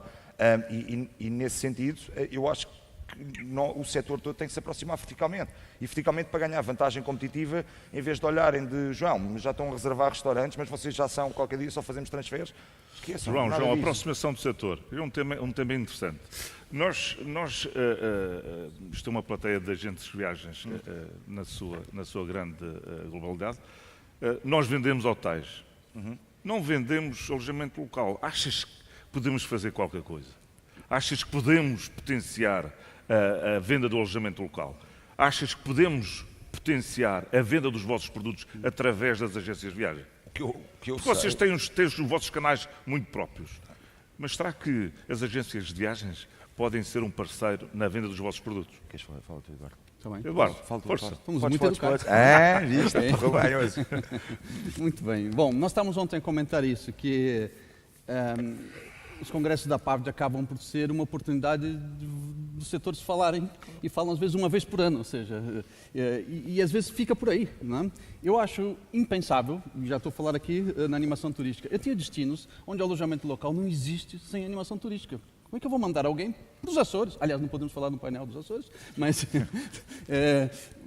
Interior, como é que eu vou enviar alguém uma semana para o interior? Pela simples razão que o painel dos Açores vai ser discutido logo a seguir. É isso, não, exato. Muito bem. Tem quem fale melhor. Não? Como é que eu vou enviar alguém para o interior 7 dias sem ter o que fazer? Não tem, isso é fundamental. Na questão das agências de viagem, eu acho que aqui há um potencial enorme. Estamos a falar hoje, talvez no alojamento local já representar, e em 5 anos, qualquer coisa como 1/3 das dormidas. Eu tenho destinos, Lisboa, a taxa turística já chega próxima dos 40%. O Porto, os últimos dados que me deram, já começa a se aproximar perto dos 50%. Não estamos a falar de destinos. Alguns destinos mais específicos, como surf, chega a 70%, Ericeiras. E o que é que acontece aqui? Não é que nós temos alguma dificuldade de trabalhar com as agências de viagem. Não tem absolutamente nada disso. Nós temos todo o gosto em pagar 15% para Booking, ou 10 ou 12% para uma agência. O problema é que esse mundo aconteceu em paralelo e vem de uma transformação importante, que é boa parte dos nossos clientes é o que nós chamamos do viajante independente. Não é por causa do alojamento local, é pela mudança do hábito de consumo. Ou seja, com a internet, com o acesso que eles têm, com a facilidade de viajar, não há problema em errar agora. eles começam a fazer a sua viagem e querem, faz parte da experiência. O que é que nós temos que aproximar aqui? Eles querem a experiência como um todo, e nós só vendemos acomodação. Eu preciso, aquilo que vocês faziam, que era ajudar a experiência como um todo antes, eles querem, mas não pode ser um programa fechado. Portanto, nós temos que reinventar a cara. Eu, para trazer as agências para dentro do mundo do alojamento local, eu tenho que fazer, como é que se diz, um facelift, tenho que fazer aqui algumas cirurgias plásticas. Eu trabalho com uma agência, mas eu não trabalho com uma agência, eu trabalho com o Abel da agência. Porque o meu cliente não quer um programa formatado, se fosse agência, ele para quê? Não? Agora, o Abel ele quer, porque o Abel é o homem que ajuda, que dá as dicas, que leva no transfer, que faz isso, faz aquilo. O Abel é uma agência. Portanto, às vezes é a forma da comunicação, a expectativa que nós temos. Nós precisamos trazer esse lado mais do conselheiro das agências de volta e mudar talvez a parte da comunicação. Depois há uma outra parte, que é introduzir o alojamento local dentro do negócio das agências. É uma oferta, vocês estão a perder 1/3 dos clientes, e não são clientes novos, cuidado. Muitos dos vossos clientes, às vezes, vão para o hotel e às vezes... Portanto, cada vez que eles decidem ir para o outro lado e vocês não têm esta oferta, vocês estão a perder uma ligação com eles. Portanto, aí é um outro desafio que nós temos aqui. Desafiante. Okay. João, o que é que achas? Vender o teu produto através destes canais de distribuição? Sim, mais uma vez, eu estava a pensar no que tinha acabado de dizer, porque os tiers são diferentes. Ou seja, eu como provider posso oferecer a agências, mas a própria agência pode abrir o leque de oportunidades de Portugal ao mundo. Ou seja, eu ontem estava a falar com o Luís, nomeadamente na questão das plataformas, e é irónico, no momento em que vivemos hoje, dizer, por favor, vão à plataforma e carreguem conteúdos. Deve ser completamente o contrário. A plataforma deve ser capaz de ler e nós devemos ter a informação disponível para que quem está a promover, porque isto são negócios financeiros de online, ou seja, basicamente quem está a promover criou a plataforma, diz, ok, eu tenho a plataforma, vou beber a este setor, a este setor, a este setor, a estas empresas, e está automatizado, está linkado com a disponibilidade e só se tem que focar em promover o destino. Agora, promover um destino e não ter ativos ou experiências para vender não funciona. Respondendo à pergunta mais diretamente, eu acho que nós temos que trabalhar, ainda estamos num passo de informatização, ou seja, o Eduardo está a tentar desenvolver uma plataforma. No nosso caso, o maior leque de investimento que fizemos provavelmente nos últimos anos é sempre baseado em ferramentas CRM, plataformas e tecnologia. Achas que há espaço para potenciar a relação com as agências de viagens no sentido de vendermos os vossos produtos? Mas eu acho que sim, e acho que é importante separar o tipo de cliente, não é? Temos FIT e temos corporate. Em termos de FIT, eu acho que é mais do que claro, ou seja, qualquer agente, eu acho, e não quero ser mal interpretado, que bilhetes de avião e hotéis são commodities, ponto. Ou seja, eu até no Botsuana marco hotéis, eu fiz a volta a Mauritânia e era possível marcar só em Nouakchott qualquer coisa no Booking. Tudo o resto advém de experiência. Quanto mais informação um agente de viagens tiver para poder oferecer o destino e melhor tiver protegido nos seus canais de comunicação, o que interessa é que o cliente eventualmente compre para ele depois poder criar valor. Agora, a informação tem que estar digitalizada e disponível. Muito bem. Animação turística, especialista nas cities, constrangimentos. Pensa que, no entretanto, eu vou pedir aqui à minha colega, à Eduarda, sobre os constrangimentos na cidade de Lisboa. É um pânico. Um pânico. Mas pensa primeiro que ela vai pensando que ela vai fazer os seus comentários. Pensar no fator trânsito na cidade de Lisboa, no CEF, no meeting point à saída do aeroporto de Lisboa. Porquê que não falamos no poder político, que acho que é o maior. Deixamos isso para depois. Ameaça, tá bem? Pronto. Eduardo, o que achas? Para nós, na operação turística, sobretudo em Lisboa, é um ciclo novo todos os dias, porque todos os dias quase temos surpresas da Câmara Municipal. No último ano, temos tentado conversar, dialogar com a Câmara, não só nós, também com a Confederação do Turismo. Já chamámos a ATL para o assunto, já informámos o Turismo de Portugal do que se passa, mas as coisas não são fáceis, o diálogo não é fácil. Cada vez que houve alterações, fomos informados ou com uma semana de antecedência ou com, na melhor das hipóteses, um mês, e estamos desde junho, de uma penúltima reunião que conseguimos ter com a Câmara, à espera de um projeto de novo regulamento, que não chegou. Tivemos uma reunião novamente em novembro. Foi-nos prometido que vamos ter esse projeto de regulamento para podermos dar a nossa opinião e as nossas sugestões. Temos uma ideia vaga que nos foi transmitida daquilo que vão ser os constrangimentos rapidamente no centro da cidade. Toda a Baixa vai ser proibida a autocarros de 50 lugares, a partir dos restauradores. A Ribeira das Naus vai ser proibida, portanto, quem vem num cruzeiro e vai sair do barco em Santa Apolónia, que é um sítio giro para ter um terminal de cruzeiros, não vai conseguir ver a cidade, porque só se for a pé, porque os autocarros não vão mais passar pelo centro. Temos já desde o ano passado, e aí tivemos cerca de um mês de aviso, de antecedência, proibição de circular entre o Cais de Sodré e o Largo do Rato, onde estão quase todos os restaurantes que são utilizados todos os dias por vários tipos de grupos, sejam grupos de lazer, sejam operações regulares, sejam incentivos ou conferências. E isto tudo é muito difícil porque não conseguimos prestar a qualidade de serviço que deveríamos estar a prestar aos clientes.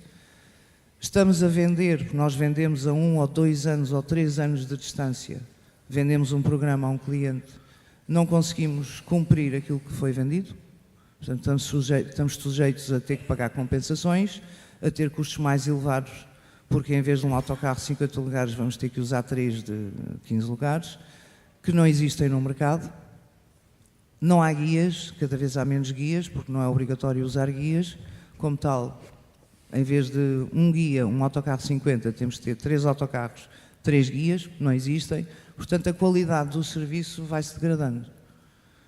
E não estamos a ver grande abertura para sugestões. Tem sido extremamente difícil e a CTP sabe disso perfeitamente, porque tem tentado convocar reuniões com a Câmara. Tem sido difícil chegar lá e vamos ver o que é que vem aí. Não estou a ver que haja grandes mudanças a nosso favor, a favor da operação turística. Portanto, é como eu digo, para nós é um ciclo todos os dias. É aqui que a parte técnica é, entre aspas, lixada pela parte política. Muito obrigado, muito obrigado.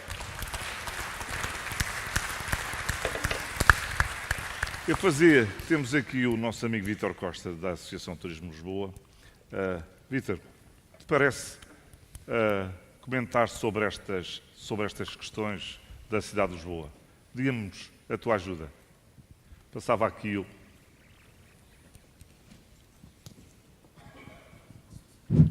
Obrigado.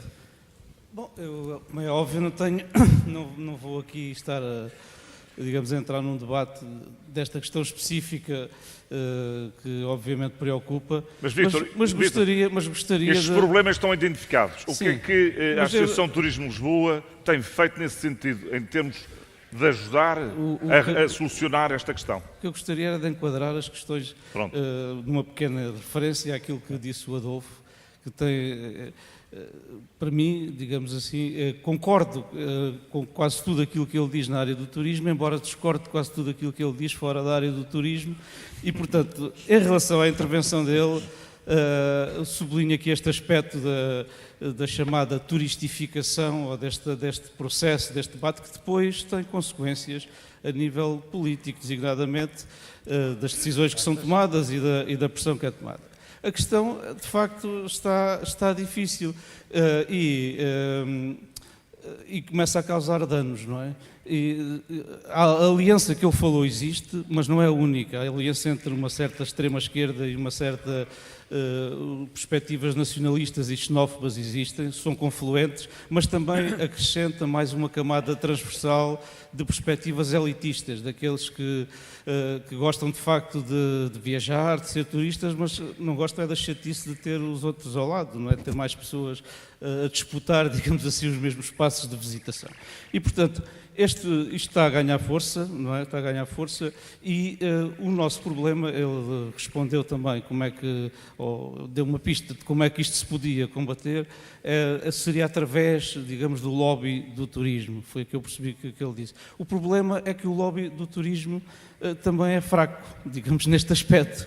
E nós vemos, muitas vezes, tiros nos pés, nós vemos associações, não é, a discutirem o problema da turistificação, aceitando o campo de batalha, o campo dessa discussão. Eu disse isto na minha intervenção que fiz na Associação de Hotéis.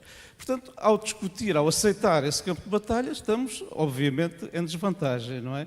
Por outro lado, cada uma das perspectivas não tem muitas vezes em conta a questão global, ou seja, o alojamento local, ok, pronto, há um problema contra o alojamento local, mas os que já estão, portanto é contra os próximos que querem. Bom, há um problema relativamente ao turismo, em que o alojamento local é o primeiro a ser atacado. Bom, mas isso é um problema que os hoteleiros se calhar até simpatizam, porque, enfim, está a atacar o alojamento local, deixa espaço para os hoteleiros. Mas o problema é que isto, de facto, depois tem impactos a nível da...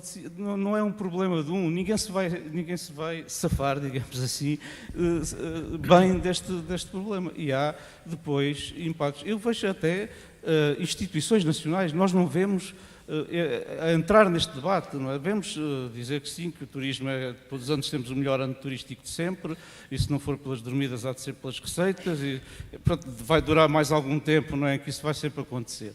Mas não vemos entrar neste debate sobre a turistificação, antes pelo contrário, vimos aqui o exemplo da lei do alojamento local, vemos exemplos, foi a Eduarda falou agora, não quero fugir ao debate, não quero fugir a esta questão, obviamente que a ATL não vai dizer aqui as diligências que faz, mas tem feito no sentido de soluções equilibradas, obviamente que a gestão das cidades é pressionada também com o aumento dos seus utilizadores, como é evidente, a própria demora a responder positivamente às questões que são colocadas, também dá argumentos contra o turismo, quando nós vemos nas redes sociais, por exemplo, as questões do lixo, não é?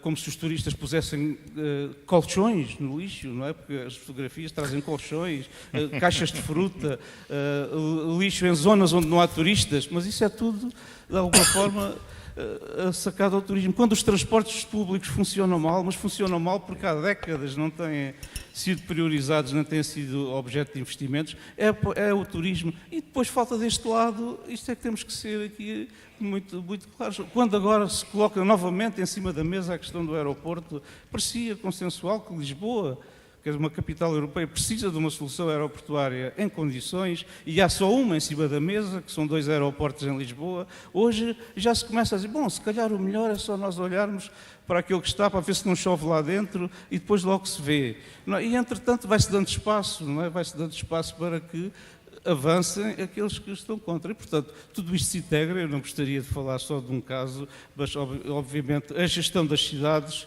é difícil e tem que acompanhar, e normalmente acompanha sempre com atraso, como é da vida, não é? Mas tem que acompanhar o aumento dos turistas, até por esta razão, porque senão, mais à frente, estará tudo contra o turismo. Só para terminar, eu devo dizer o seguinte, eu sou otimista, porque nós sabemos que, por exemplo, no caso de Lisboa, a população de Lisboa está a favor do turismo. A Associação de Turismo de Lisboa, fez em 2 anos consecutivos, e certamente vai continuar a fazer no futuro para ver qual é a evolução, sondagens sérias à população de Lisboa. E na última discriminámos inclusivamente, segmentámos nos bairros históricos. E, portanto, nós sabemos que as pessoas aderem ao turismo, mas sabemos que as pessoas vivem maioritariamente do turismo. E, portanto, essa é a nossa vantagem, não é? As pessoas podem não o dizer, não ter o mesmo espaço. Hoje tem mais espaço na comunicação. Hoje vejo aqui o Publitours, que é um jornal que eu respeito muito, na primeira página é logo uma declaração de um professor universitário, não sei o quê, nesta linha do overtourism, não é? Portanto, obrigado, Vítor.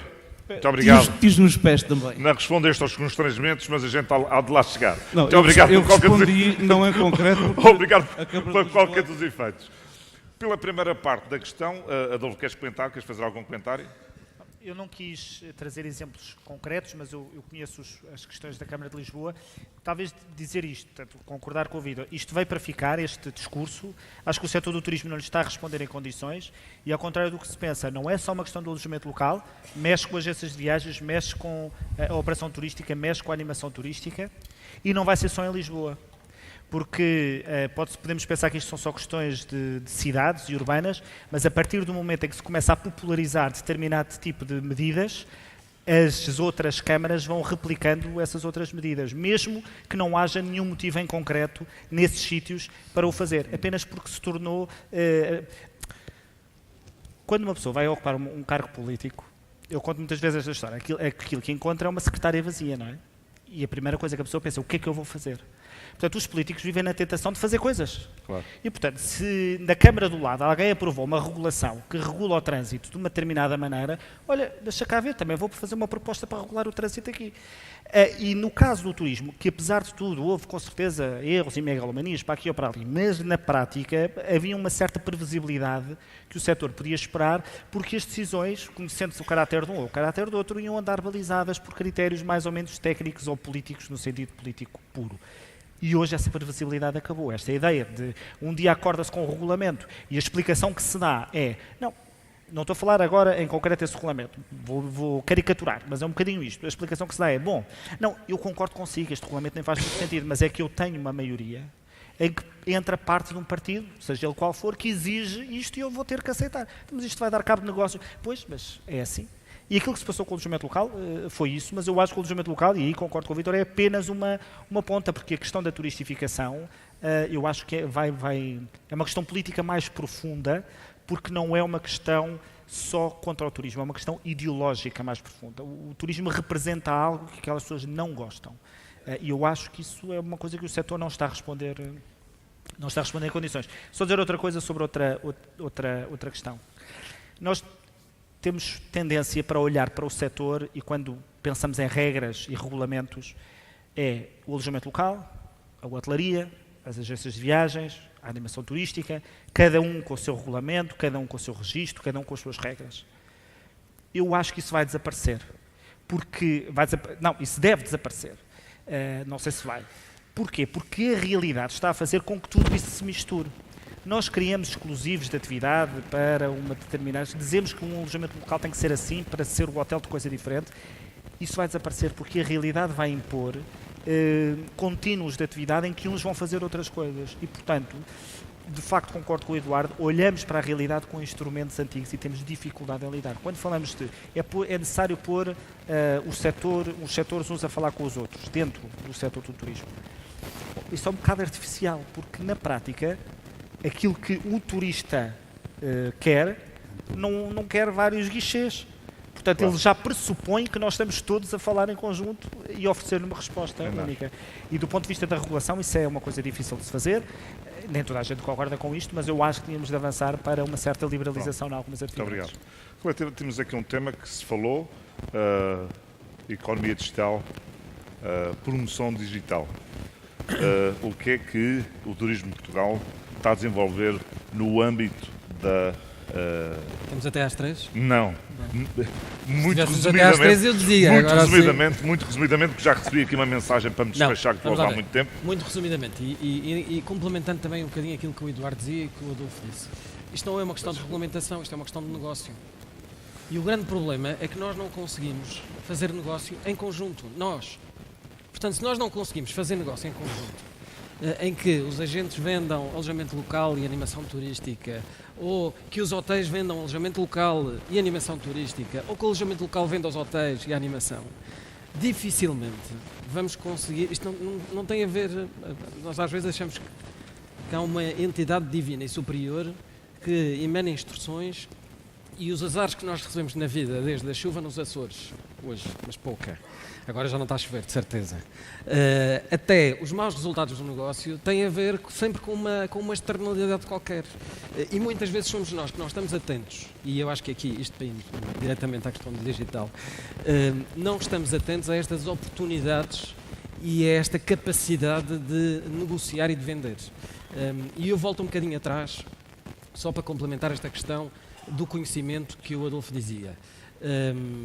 O conhecimento é importante, sim. Nós temos hoje dados estatísticos. Temos duas questões. Uma, os dados estatísticos que temos são desfasados. Estamos a trabalhar com o INE, com o Banco de Portugal, reativamos a conta satélite. Vamos ter dados fiáveis que incluam o alojamento local e por aí fora.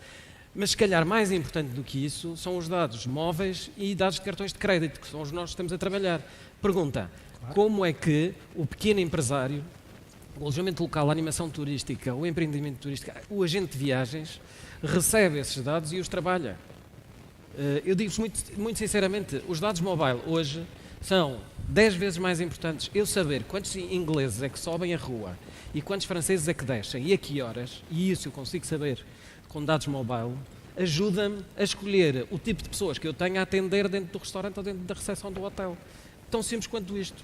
Portanto, é este conhecimento que é preciso. Nós temos uma plataforma, TravelBI, que tem dados de todos os mercados, conhecimento exaustivo de quem é que nos visita, quais é que são os segmentos, de onde é que vem, que tipo de voos é que... Tudo. É preciso pegar nessa informação e trabalhá-la da melhor forma para vender melhor, para chegar ao nosso cliente final. Nós estamos... mercado vietnamita tem 8 milhões de católicos, classe média alta, 8 milhões de católicos. É um mercado potencial para Portugal, para a região centro. Está a ser trabalhado com os operadores. É este tipo de pesca à linha e de afinação que é preciso fazer. E eu acho que aqui o digital tem um papel importantíssimo em duas vertentes. Uma, a promoção, o chegarmos a mais gente. Nós, o ano passado, em 2017, chegámos a 140 milhões de pessoas. Fizemos campanha em 21 países e, organicamente, chegámos a 130 países. Com estes filmes, que não são estes filmes não são vistos... Estes filmes são vistos quando há congressos, mas é destes filmes que saem quase 4.000 criatividades que depois são publicadas em todo o lado. Nós hoje temos uma capacidade de fazer campanhas georreferenciadas. Quando foi o concurso da Agência Médica, da Agência Europeia do Medicamento, nós fizemos campanhas georreferenciadas em que largámos um pin em cima das instalações da agência em Londres e das instituições da União Europeia. 6 milhões de pessoas foram impactadas com mensagens de Portugal. Traçámos um raio de 50 metros à volta do edifício e qualquer pessoa que consultasse um jornal ou quisesse fazer compras ou basicamente procurasse no Google My Next Holiday Destination, aparecia-lhe Portugal. E aparecia-lhe Portugal de acordo com as preferências que tinha no telemóvel. É isto que está a ser feito e é isto que todos nós temos que fazer. E é isto que qualquer empresa, por mais pequena ou maior que seja, tem que pensar que é possível. E isto sim é quebrar um ciclo. Parabéns, é este ciclo que tem que ser quebrado com todos. Well done. Ainda na sequência da promoção, e mudando de assunto, e filmes à parte, quando é que temos o problema das feiras resolvido? As feiras, existe uma coisa, Portugal é um Estado de Direito. Nós temos tribunais. Houve um concurso público, houve uma impugnação do concurso público e uma decisão do tribunal de que nós não podíamos ir às feiras. Nós alegámos interesse público, no dia seguinte continuamos a alegar e estamos à espera da decisão do juiz que nos permita ir às feiras e que levante a providência cautelar que foi instaurada. É tão simples quanto isso. Obrigado. Mas tem havido, a participação nas feiras tem sido assegurada pelas agências e pelas entidades a quem eu agradeço publicamente e mais uma vez, acho que é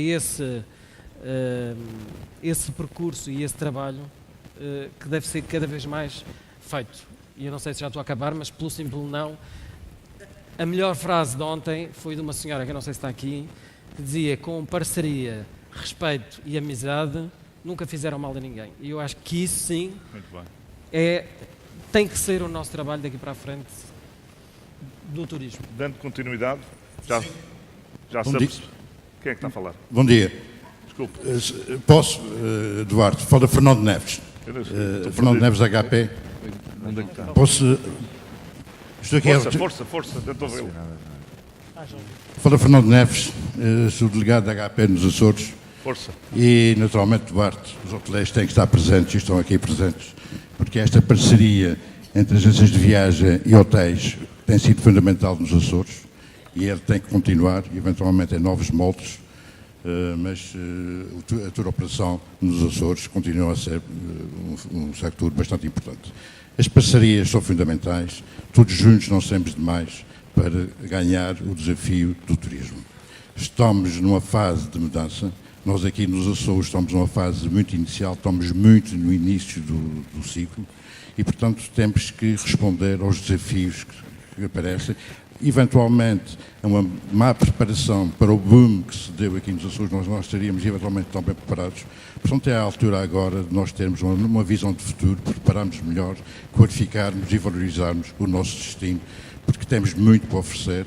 Os novos Açores são algo único e diferenciado, algo com muita autenticidade, e nós aqui nos Açores, os hotéis, as agências de viagem, a animação turística, o alojamento local. Os hoteleiros não são contra o alojamento local aqui nos Açores. O alojamento local tem que ser, para nós aqui nos Açores, um parceiro forte. Agora, o que tem que nos unir é a qualidade.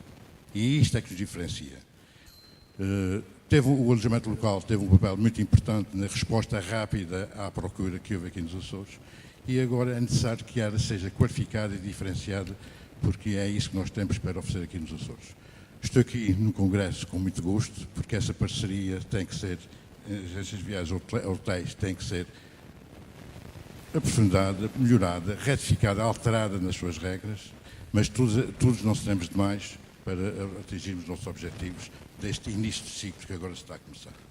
Obrigado pela dica e eu tenho que corrigir, porque estou contra a luz, não consigo reconhecer todas as caras e... Já sei, Fernando, eu conheço muito bem. Não é essa a questão. A questão tem a ver com eu estar a corrigir a representatividade das associações de hotéis. Reiterar, estou aqui. Onde está o que eu venho, é a revolução dos hoteleiros dentro do Congresso da APAF. representação da HP do engenheiro Raul Martins, feito. peço imensa desculpa. E, portanto, e também está aqui outro vice-presidente da HP, ou seja, para além do Dr. Fernando Neves, temos 3 representantes da Fantástico. HP. Precisamos de mais. Para além de muitos hoteleiros nacionais e internacionais. E, portanto, reitero aqui que é essencial esta parceria com os nossos clientes, que são vocês, as agências de viagens, e também já agora aproveitar e referir que nós estamos no início de ciclo, e no início de ciclo da digitalização. E da digitalização, conforme aqui falámos, porque estamos muito no início ao nível da parte de digitalização da venda, da promoção, do conhecimento dos nossos clientes, do tratamento do marketing digital de intelligence. E isso é transversal. É transversal à animação turística, é transversal à hotelaria, incluindo alojamento local, agentes de viagens. Portanto, estamos nesse início de ciclo e nessa transformação. Obrigado. E obrigada também a todos pelo vosso apoio e pela vossa cooperação. Está aceita a minha correção? Desculpas. Está aceito, está claro que está aceito. Sim, senhor. Queria abordar aqui uma questão, dando continuidade ao tema, que é da macro para a micro, uma região muito especial, tanto para ti quanto para mim, que é a Madeira. O aeroporto da Madeira é ou não um problema nacional? O aeroporto da Madeira é um problema nacional, como o aeroporto de Lisboa é um problema nacional, como todos os aeroportos são um problema nacional. Nós não podemos viver pensando que o que acontece numa região só afeta aquela região, afeta a todos.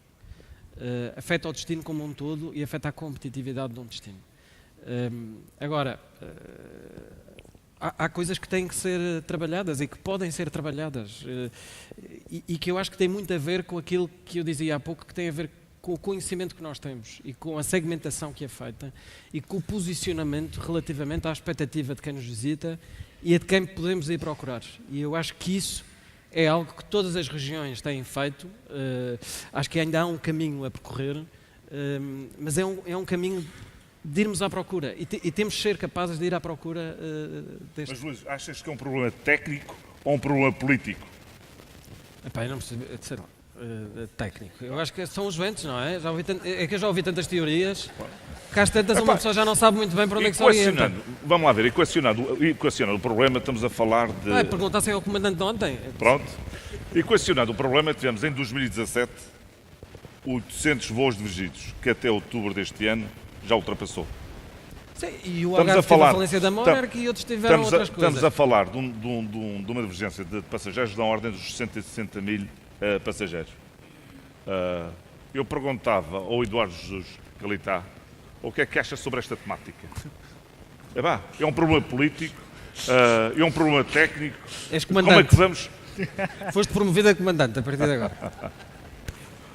Muito obrigado, Duarte. Antes de mais, queria felicitar a APAFT por mais este congresso e agradecer ao Pedro e, através da sua pessoa, chegar a toda a direção ao convite que me endereçou para cá estar. É com muito gosto que estou aqui nos Açores, onde já tive a oportunidade de provar o mar e dizer à Marta que a temperatura do mar está quase parecida com a da Madeira.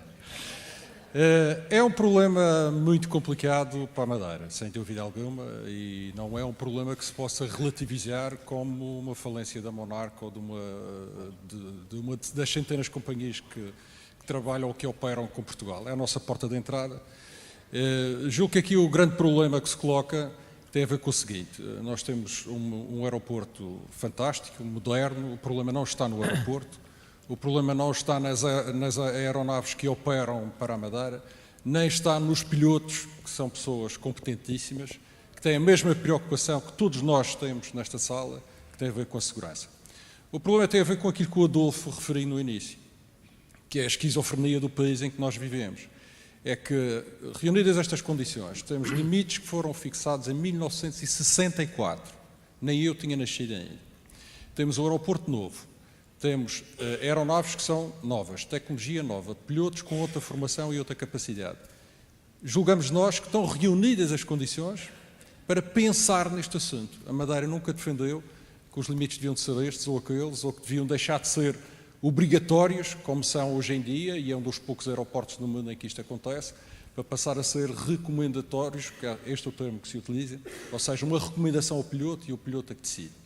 Além disso, há um excesso de zelo, ultimamente, relativamente à reguladora, à ANAC, em que não permite qualquer folga ao piloto que a consiga, operavam fora dos limites, com confiança para operar, dentro de um intervalo que era razoável e que não fazia perigar a operação. Hoje não, isso é tudo controlado de uma forma muito obsessiva. E por isso eu acho que impõe-se ao país perceber que é um problema nacional com fortíssimas repercussões internacionais. Porque se operam para a Madeira cerca de 50 companhias diferentes, quase todas elas são estrangeiras, com exceção da nossa companhia de bandeira, que opera desde o princípio, que nos garante uma ligação fundamental, mas são negócios internacionais e aquilo que se passa na Madeira tem repercussões a nível internacional. E naturalmente que sendo a nossa porta de entrada, não havendo outra, o impacto é enorme. E é lamentável, e aproveito esta plateia para o dizer, que um processo que foi iniciado há 2 anos não consiga ter evolução. Há bem pouco tempo soubemos que o LNEC, o Laboratório Nacional de Engenharia Civil, tinha concluído um estudo e que a conclusão é que era inconclusivo. Eu acho que isto não é razoável para o problema que estamos a lidar, para o país onde nos encontramos, mas provavelmente até é normal, e eu é que sou estranho no meio disto tudo, num país em que discute há 20 e tal anos, quer ou não quer um aeroporto na capital, se o aeroporto da capital é suficiente ou não é, e nós estamos a ver o que é que está a acontecer. Portanto, provavelmente, para quem decide desta forma, o problema da Madeira é mais um, que anda para ali, mas que naturalmente tem um impacto muito grande, não só para quem ali reside, não estamos a falar só de turismo, nós estamos a falar de 260 mil pessoas que precisam de assegurar a sua mobilidade. E a mobilidade pode ser de lazer, mas pode ser de uma necessidade extrema de saúde ou mesmo de negócios, e por isso julgo que é um assunto muito sério e que constitui hoje o maior e o mais grave problema que a região tem para resolver. Só, eu acho que é preciso complementar com uma coisa. Muito obrigado. O aeroporto da Madeira, e mais uma vez, o aeroporto da Madeira, 2018, inverno, comparado com 2017, cresceu 21,7%. Tem 280 mil lugares de capacidade aérea extra. Portanto, nós podemos sempre ver o copo meio vazio e temos que arranjar soluções para o copo estar meio vazio, mas às vezes também é preciso olhar para o copo meio cheio. Eu gostaria de acrescentar, Duarte, se me permites mais 2 minutos, só para dizer que enquanto existe esta grande indefinição... Para eu não receber mais nenhum papel. Com certeza.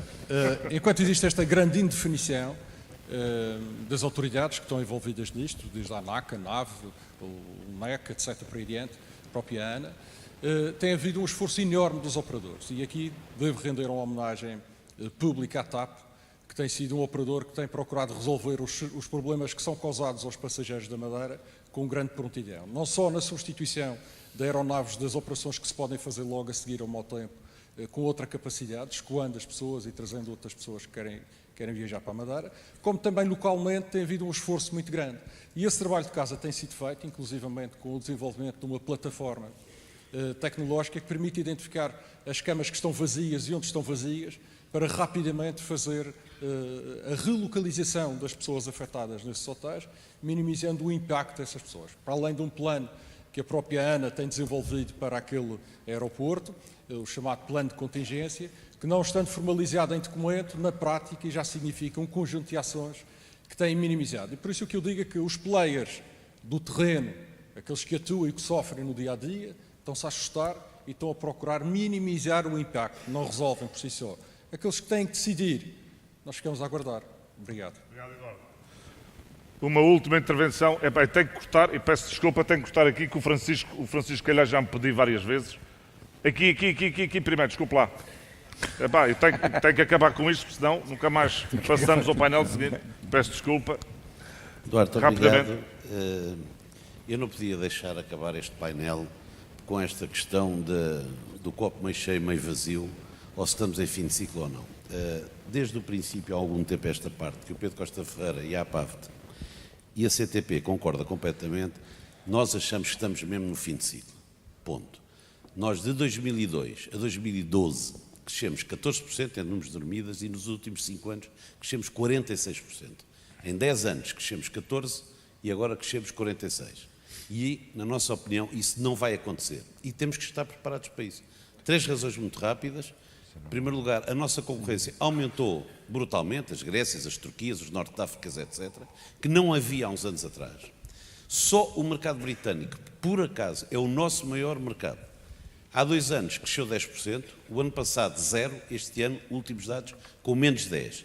E, finalmente, a questão dos aeroportos, quer do Funchal, que temos problemas, quer no Porto, quer no aeroporto de Lisboa. Isto não é mais aceitável. Não são problemas técnicos, são problemas políticos. Passou-se o ano todo de 2018, não se decidiu nada, a Força Aérea continua lá, os estudos de impacto ambiental continuam a pedir mais estudos de impacto ambiental, o contrato entre a Vinci e o Governo não está feito e nós não vamos ter aeroporto do Montijo em 2022, nem em 2023. E esta questão tem que ser abordada porque é isto que nos vai. Por mais bem que nós façamos as coisas, os turistas não vão poder entrar em Portugal. Obrigado, Francisco. Muito bem. Vou passar à ronda final para fecharmos isto, senão nunca mais acabamos. João, muito rapidamente, eu pedia a vossa opinião, os 3 grandes desafios para o turismo em Portugal. Podem ser 2, pode ser 1. O que é que acha? Rapidamente. Eu acho que o que já discutimos é a digitalização, competitividade e provavelmente a consolidação, seja ela vertical ou horizontal, entre os diferentes setores. Obrigado, João. Eduardo. Trabalharmos entre os diferentes segmentos da oferta para entregarmos uma experiência conjunta. E eu não vou dormir enquanto não encontrar uma forma de englobar as agências de viagens no alojamento local. Parabéns, sim senhor, precisamos disto. Luís. Os 3 desafios: parceria, amizade e respeito. Fantástico, muito obrigado. Eu já disse tudo o que tinha a dizer. Senhoras e senhores, está encerrado o painel, muito obrigado. Parabéns a todos.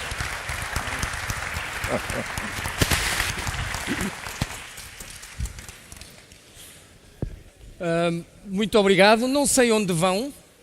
Já está tudo a fugir? Ou já estão cansados de estar sentados? Estão-se a levantar, estão-se a ausentar? Bom, então, olha, vamos, já que a vossa escolha, vou-vos dar 20 minutos para um coffee break e depois, seguidamente, daremos continuação às sessões. Até breve, 20 minutos.